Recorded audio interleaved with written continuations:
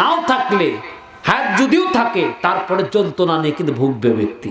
এই জন্য রাসূলের হাদিস একটা শুনে নেন, আয়ুষ্কাল যদি বৃদ্ধি আপনার নাও হয়, খেয়াল করবেন, আয়ুষ্কাল যদি বৃদ্ধি যদি নাও হয়, আপনাকে যে সিফাতে আল্লাহ তৈরি করেছে, যে আমল দিয়ে তৈরি করেছে। অনেকে রাসূল এই কথা বলছিল আনসারী সাহাবীর জানাজাতে, হে সাহাবীরা চিন্তা করো না, যার যে আমল দিয়ে আল্লাহ পাক দুনিয়াতে পাঠিয়েছে ওই আমলই সে করবে, তার ব্যতিক্রম না। সাহাবীরা আবু বকর ওমর ওসমান বললেন, হে আল্লাহর রাসূল, আজ থেকে তো আমরা আমল করব না, যেহেতু আমল নির্ধারিত। রাসূল বললেন, সাহাবীরা জানো না, যে আমল তোমাকে দিয়ে বানিয়ে দিয়েছে আল্লাহ, তুমি যদি আল্লাহর কাছে চাও, আল্লাহ পাক তোমাকে ওই কাজের জন্য সহজ করে দিবে। সুবহানাল্লাহ, সুবহানাল্লাহ জোরে বলবেন না? ওই কাজটা কি করবে? সহজ করে দিবে। আর নইলে পরে তোমার কাজটা বড় কঠিন হয়ে যাবে, যে কঠিন কাজ থেকে এক সময় তুমি ব্যর্থ হয়ে তোমার ঈমান নামে দৌলতটা নষ্ট করে ফেলবে। অধৈর্য হলে ঈমান থাকে না, টিকে রাখা কঠিন। এই জন্য দুইটা জিনিস বলা হয়েছে, যারা হাফেজ আছে তারা, তাদের কাছে ইমাম সাহেব আছে, বলবেন সূরা বাকারার 153 নম্বর আয়াতে, ওখানে বলছে যে ধৈর্য আগে, তারপরে নামাজ। প্রথম ধৈর্য, তারপরে নামাজ। আপনি যদি প্রশ্ন করেন, হুজুর নামাজের সাথে কি ধৈর্যের এত দাম? হ্যাঁ, অবশ্যই। ধৈর্য না থাকলে নামাজ সঠিক আদায় করা যায় না। এর জন্য যত আমল আছে, প্রথম নম্বর শ্রেষ্ঠতা আল্লাহ দান করেছে হলো ধৈর্য। ধৈর্যের দাম আছে না নাই? কথা বলেন, কথা বলেন। বাবাজি, মহিলাটা যখন ওরকম বিভীষিকা, এমন সময় ছোট্ট বাচ্চা ভিতর থেকে ডাক দিয়ে বলে, মা চিন্তা করো না, তুমি ভয় করো না, এটা তেলের কোনো চুলা নাই রে মা, এটা এমন একটু জায়গা, এটা তোমার আমার জন্য আল্লাহর জান্নাতের বাগান। আল্লাহু আকবার বলেন। এই জন্য আলী গ্রামের অধিবাসী, কারণ এই দুনিয়াটা হলো মুমিনের জন্য জেলখানা যদি হয়, এই জেলখানার মধ্যে যারা জীবন কাটায়, যারা আল্লাহর পক্ষে জীবন ব্যয় করা, যদি কোন রকম করে দুনিয়ার নামক জায়গাটা যদি একবার বিদায় করে দিতে পারে, তার জীবনটাই হবে সফলতা। জোরে জোরে বলুন না আল্লাহু আকবার। লা ইলাহা, জবান খুলে লা ইলাহা, জোরে লা ইলাহা, আর জোরে লা ইলাহা, জবান খুলে লা ইলাহা। এখন বলুন, ওই মালিক আছে না নাই?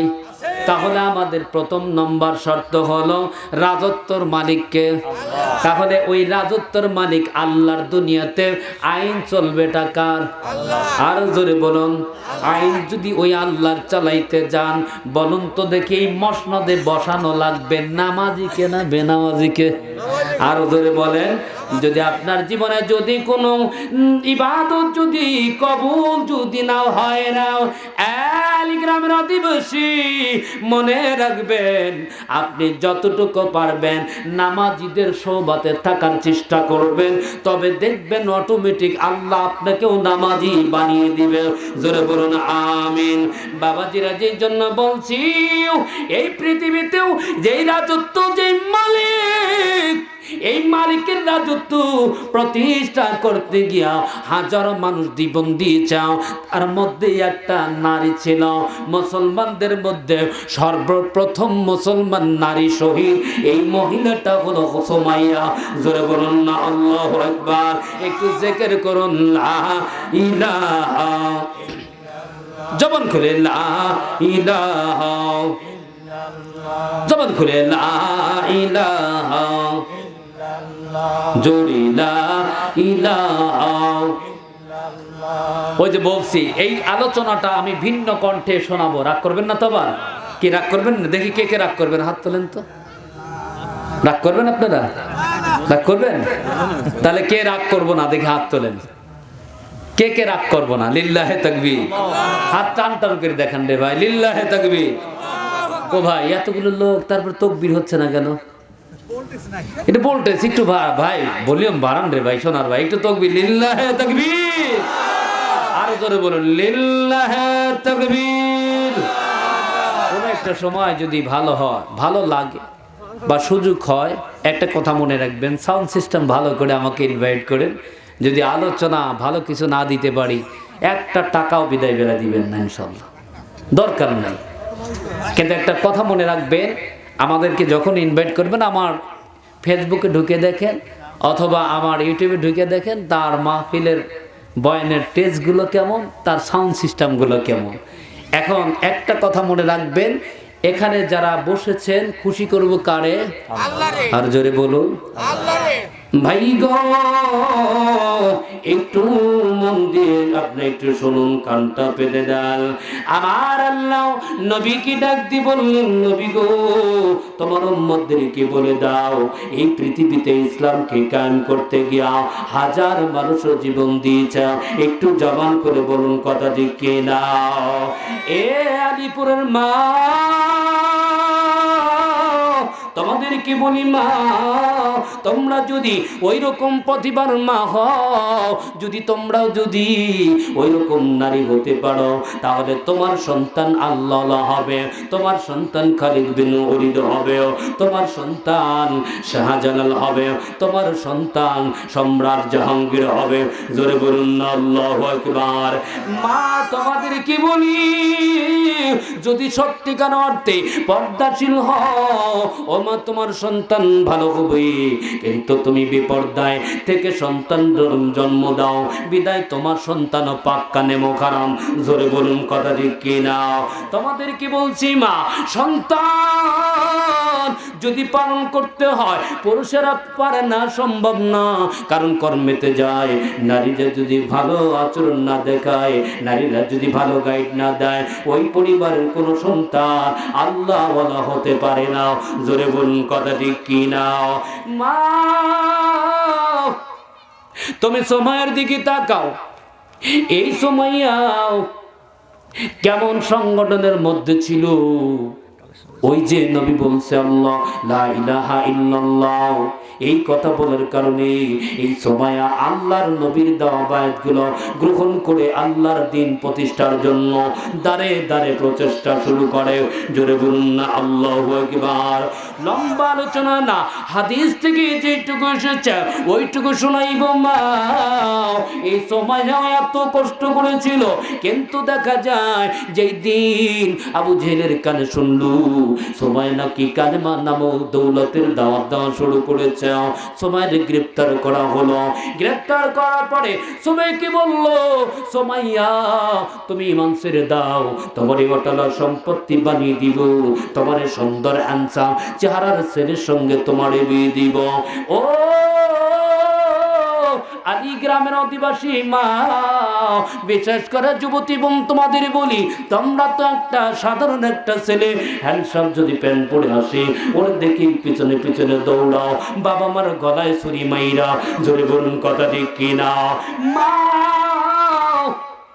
ও যুবতী বোন, তোমার জানিয়ে দে, সময় কি যখন বলল, আবু জেহেল ডাক দিয়ে বলল, সুমাইয়া যদি ঈমান ছেড়ে দাও, তোমার এই হ্যান্ডসাম চেহারার সন্তানকে দিয়ে তোমার সঙ্গে, অর্থাৎ ওই ছেলের সঙ্গে তোমার বিয়ে দিয়ে দিব, আর অটলা সম্পত্তির মালিক বানিয়ে দিব, কিন্তু শর্ত ঈমান নামে দৌলত ছেড়ে দিতে হবে।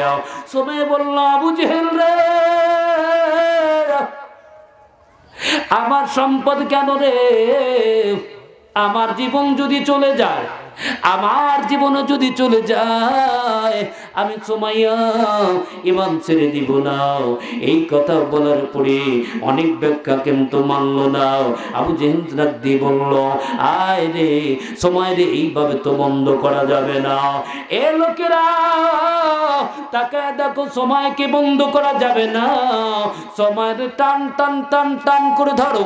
সময়কে দুই হাত দিয়ে টান টান করে ধরলো, আর পরনের পোশাক গুলো যখন খুলতে লাগলো, সুমাইয়া চোখটা বন্ধ করে আল্লাহরে ডাকতে লাগলো। আল্লাহ বলেন রে ভাই, আল্লাহ। সময় ডাক দি বল, আল্লাহ তুমি তাকে দেখো রে আমার আল্লাহ, তোমার নবীর প্রতি মানানোর কারণে তোমার নবীর দেওয়া দিক নির্দেশনা অনুযায়ী মানুষদেরকে আহ্বান করার কারণে আল্লাহ আমার বেইজ্জতি করছে রে আল্লাহ, আমার ধৈর্য দাও, আমার ঈমানটা টিকে রাখো। জোরে জোরে বলুন না আল্লাহু আকবার। এইরকম যখন সুমাইয়া আল্লাহরে ডাক দিয়ে বলল আল্লাহ, কিন্তু আবু জেহেল দেখলো তারপরে সময় বন্ধ হচ্ছে না। একটা তরবারি বল্লম তরবারি হাতে লইয়া যখন সময়ের কাছে অর্থাৎ বল্লম হাতে লইয়া সময়ের গুপ্ত অঙ্গে যখন আঘাত করল, আমার বাইরা রে, আমার নবীজি চোখের পানি ছেড়ে দিয়ে কান্দে আর ডাক দিয়ে বলে সাহাবীরা রে, আমার সময়কে যখন গুপ্ত অঙ্গে যখন আঘাত করলো রক্ত ঝরতে ছিল, আর এই সময় ওই মালিককে বারবার ডাক দিয়ে বলেছিল আল্লাহ তুমি তাকে দেখো রে আমার আল্লাহ, আমার এমন কি অত্যাচার করেছে রে আল্লাহ। মালিক আমার গুপ্ত অঙ্গে আঘাত করছে, রক্ত ঝরছে রে আল্লাহ, আমি জানি রে আল্লাহ আমার বাঁচতে দিবে না, আমারে মেরে ফেলবে, কিন্তু তোমার কাছে দাবি রে আল্লাহ আমার ঈমানটা ছিনায় নিও না। লা ইলাহা ইল্লাল্লাহ, লা ইলাহা লা ইলাহা ইল্লাল্লাহু মুহাম্মাদুর রাসূলুল্লাহ সাল্লাল্লাহু আলাইহি ওয়াসাল্লাম। আমার ভাইরা রে,